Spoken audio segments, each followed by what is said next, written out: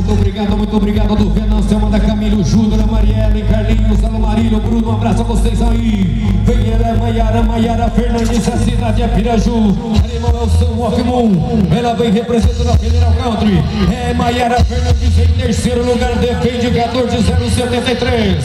Pessoal que fez o reparo em pista hoje, nosso muito obrigado ao Titio Venâncio, Juninho, um grande abraço também, toda a galera lá. Alô, jogo em São Pedro do Turbo, de 1 e 2 de junho, prova de 3 tambores, lá na Fapman, uma moto e um carro zerinho para os grandes campeões da categoria feminino e a categoria adulto. No sábado, dia 1º, teremos categoria Mirim Jovem e no domingo, Fapec feminino. Já partiu Maiara Fernandes, a cidade é Piraju, Animal São Walkmoon, vai pra cima, vai pra fazer bonito, Maiara, virou legal demais, vem pra reta final, pode aplaudir, Ribeirão do Sul. Ela virou muito próximo dos tambores.